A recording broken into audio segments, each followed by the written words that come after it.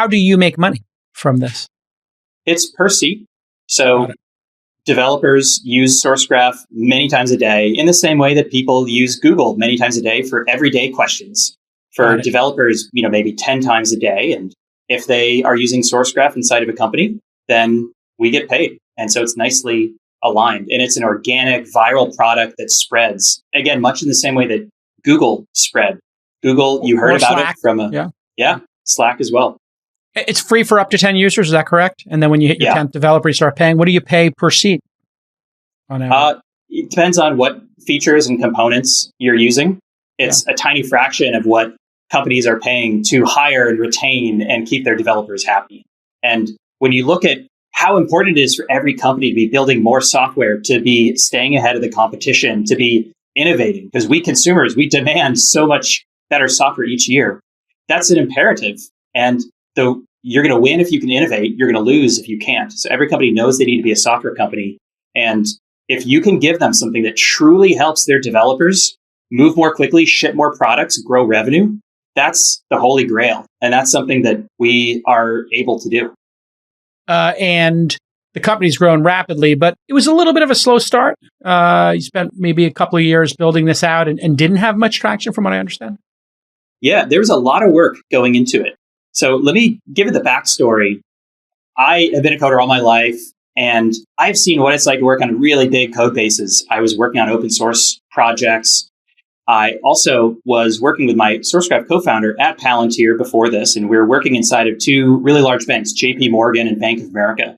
And we felt the pain of being devs in an organization with a ton of code and to find code that we could reuse or to understand how this works or to fix a bug. A lot of times we'd have to go tap someone on the shoulder. We'd have to go on SharePoint. So many times we had to fly to meet another person, to have an in-person meeting with them just to learn how this piece of code works. Now, if we could have read the code or found the code, then that would have taken, instead of $10,000 in a week, maybe 3 to 5 minutes. And so we felt that pain. It is so hard to make progress as a developer. And then, you zoom out and all these companies that have this imperative to write more software, well, it feels like, wow, we are not able to ship enough new products. And look at all these other companies out innovating us. It all comes back to their developers are finding it so hard to work in this exponentially growing amount of code and complexity. So we had felt the pain, but there's another thing that we saw, and my co-founder had been at Google before. Now, Google also has a ton of code, tens of thousands of developers every single day adding more code, but they have this secret weapon. They have this internal Google for Code, and they even had that more than 10 years ago.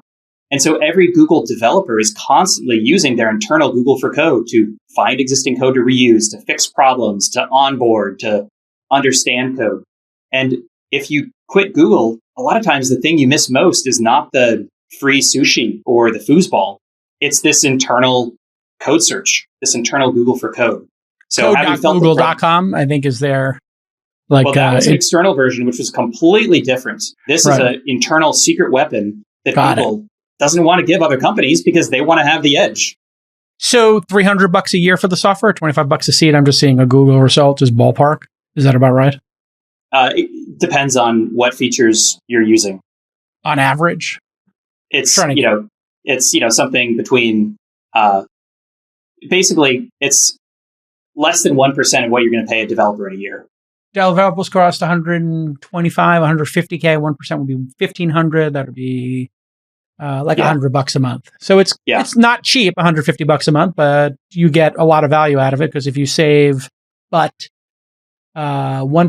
week a year would be 2%. So if you save just 3 days of a developer's time banging their head against the wall, it pays for itself. Yeah, that's right.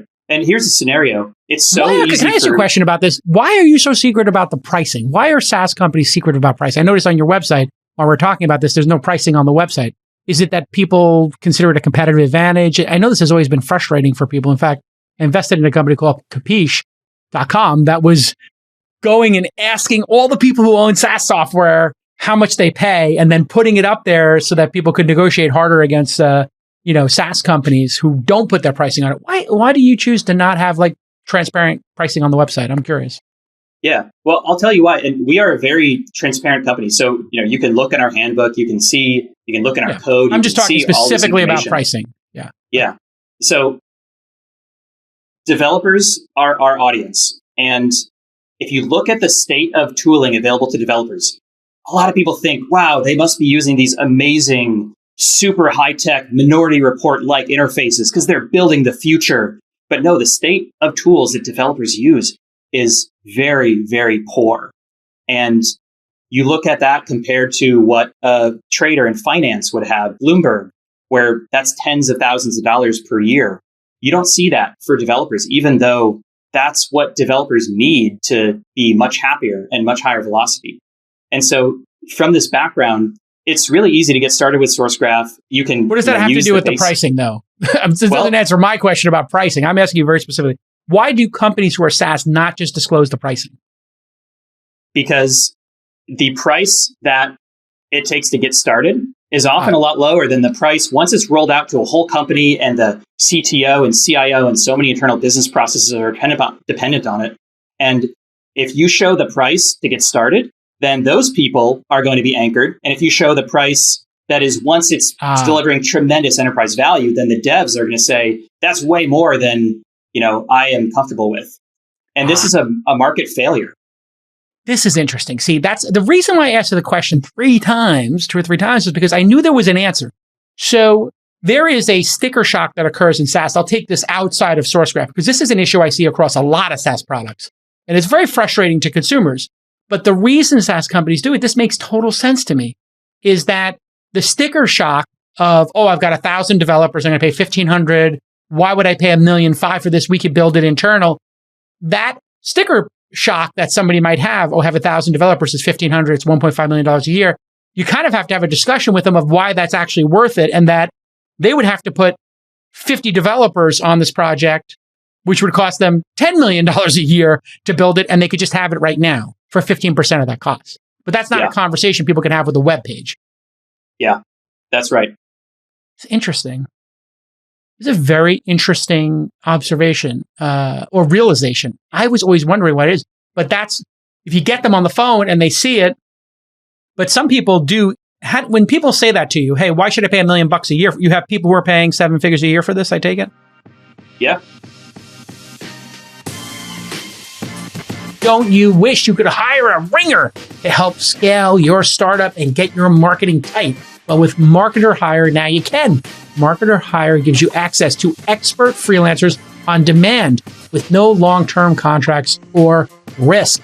You can hire experienced specialists across the most valuable marketing disciplines. Think paid social, paid search, growth, SEO content, and even fractional CMOs, chief marketing officers. Again, there's no long-term contract. You can cancel at any time. If it's your first time working with freelance talent, you'll start with a no-risk trial. You only hire what you need so you can stay on budget with hourly, part-time, and full-time agreements. Every freelancer on Marketer Hire goes through a rigorous vetting process with their industry experts, and freelancers from Marketer Hire have been hired by over 1,500 companies, including top brands like Netflix, Allbirds, and Lambda School, which we're a little investor in. So get $500 off your first hire. That's pretty generous at marketerhire.com/twist. Again, marketerhire.com/twist for $500 off. You can also get started with a consultation call where they'll advise you on who to hire based on your needs and goals. That's $500. 1, 2, 3, 4, $500 right now.